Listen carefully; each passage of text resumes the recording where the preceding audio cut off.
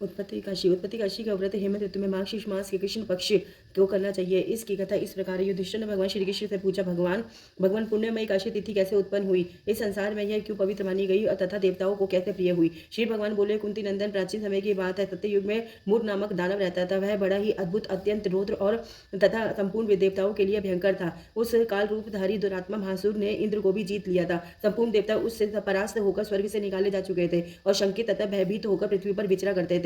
एक दिन सब देवता महादेव जी के पास गए। वहां इंद्र ने भगवान शिव के आगे सारा हाल कह सुनाया।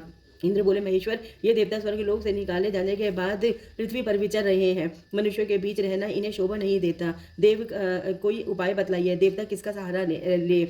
महादेव जी ने कहा, देवराज, जहाँ सबको शरण देने वाला, सबकी रक्षा में तत्पर रहने वाला जगत के स्वामी भगवान गरुड़ध्वज विराजमान है, वहां जाओ। वह तुम लोगों की रक्षा करेंगे। भगवान श्री कृष्ण जी कहते हैं, युधिष्ठिर महादेव जी की यह बात सुनकर परम बुद्धिमान देवराज इंद्र संपूर्ण देवताओं के साथ क्षीर सागर में गए, जहाँ भगवान गदाधर सो रहे थे। इंद्र ने हाथ जोड़कर उनकी स्तुति की। इंद्र बोले, देवेश्वर, आपको नमस्कार है। देव, आप ही पति, आप ही मति, आप ही कर्ता और आप ही कारण है। आप ही कारण है। आप ही सब लोगों की माता और आप ही इस जगत के पिता है। देवता और दानव दोनों ही आपकी वंदना करते हैं। पुंडरीकाक्ष, आप दैत्यों के रखे शत्रु हैं।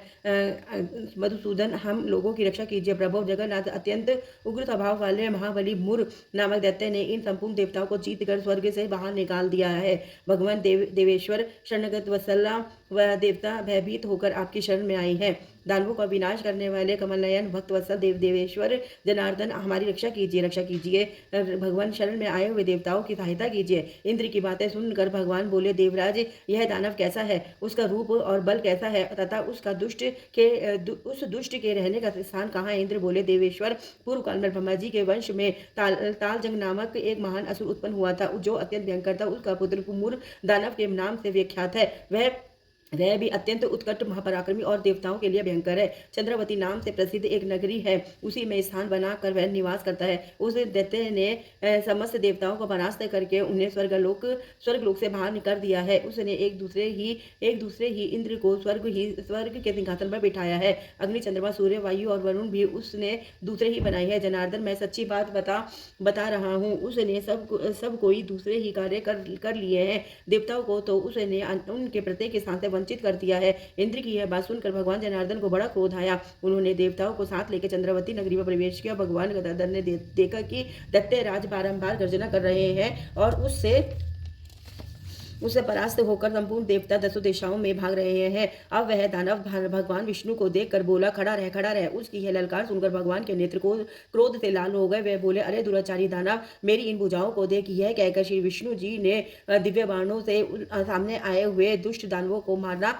आरंभ किया। दानव भय से विहल हो गए। पांडुनंदन, तत्पश्चात श्री विष्णु ने दैत्य सेना पर चक्र का प्रहार किया। उससे छिन्न भिन्न होकर सैकड़ों योद्धा मौत के मुख में चले गए। इसके बाद भगवान मधुसूदन बद्रिकाश्रम को चले गए। वहां सिंहावती नाम की गुफा थी, जो 12 योजन लंबी थी। पांडुनंदन, उस गुफा के एक ही दरवाजा था। भगवान विष्णु उसी में सो गए। वह दानव मुर भगवान को मार डालने के उद्योग में उनके पीछे पीछे तो लगा ही था। अतः उसने भी उसी गुफा में प्रवेश किया। वहां भगवान को सोते देख उसे बड़ा हर्ष हुआ। उसने सोचा, यह दानवों को भय देने वाला देवता है, अतः निसंदेह इसे मार डालूंगा। युधिष्ठिर, दानव के इस प्रकार विचार करते ही भगवान विष्णु के शरीर से एक कन्या प्रकट हुई, जो बड़ी ही रूपवती, सौभाग्यशालिनी और तथा दिव्य अस्त्र शस्त्रों से सुसज्जित थी। वह भगवान के तेज के अंश से उत्पन्न हुई थी। उसका बल और पराक्रम महान था। युधिष्ठिर, दानवराज मुर ने उस कन्या को देखा। कन्या ने युद्ध का विचार करके दानव के साथ युद्ध के लिए याचना की। युद्ध छिड़ गया। कन्या सब प्रकार की युद्ध कला में निपुण थी।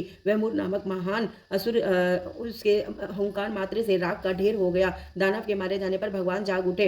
उन्होंने दानव को धरती पर इस प्रकार निष्प्राण पड़ा देखकर कन्या से पूछा, मेरा यह शत्रु अत्यंत उग्र और भयंकर था, किसने इसका वध किया है? कन्या बोली, स्वामीन, आपके ही प्रसाद से मैंने इस महादैत्य का वध किया है। श्री भगवान ने कहा, कल्याणी, तुम्हारे इस कर्म से तीनों लोकों के मुनि और देवता आनंदित हुए हैं। अतः तुम्हारे मन में जैसी इच्छा हो उसके अनुसार मुझसे कोई वर मांग लो, देव दुर्लभ होने पर भी वह वर मैं तुम्हें दूंगा, इसमें तनिक भी संदेह नहीं है। वह कन्या साक्षात एकादशी ही थी। उसने कहा, प्रभु यदि आप प्रसन्न हैं तो मैं आपकी कृपा से सब तीर्थों में प्रधान, समस्त विघ्नों का नाश करने वाली तथा सब प्रकार की सिद्धि देने वाली देवी हूँ। जनार्दन, जो लोग आप में भक्ति रखते हुए मेरे दिन को उपवास करेंगे उन्हें सब प्रकार की सिद्धि प्राप्त हो। माधव, जो लोग उपवास, नक्त भोजन और एक भुक्त करके मेरे व्रत का पालन करें उन्हें आप धन, धर्म और मोक्ष प्रदान कीजिए। श्री विष्णु जी बोले, कल्याणी, तुम जो कुछ कहती हो वो है सब पूर्ण होगा। भगवान श्री कृष्ण जी कहते, युधिष्ठिर, ऐसा वर्ष पाकर महाव्रता एकादशी बहुत प्रसन्न हुई और दोनों पक्षों की एकादशी समान रूप से कल्याण करने वाली है। इसमें शुक्ल और कृष्ण का भेद नहीं करना चाहिए। यदि उदय काल में थोड़ी सी एकादशी, मध्य में पूरी द्वादशी और अंत में किंचित त्रयोदशी हो तो वह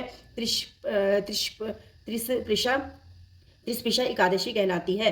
वह भगवान को बहुत ही प्रिय है। यदि एक त्रिस्पिशा एकादशी को उपवास कर लिया जाए तो 1000 एकादशी व्रतों का फल प्राप्त होता है तथा इस प्रकार द्वादशी में पारण करने पर 1000 गुना फल माना गया है। अष्टमी, एकादशी, षष्ठी, तृतीया और चतुर्दशी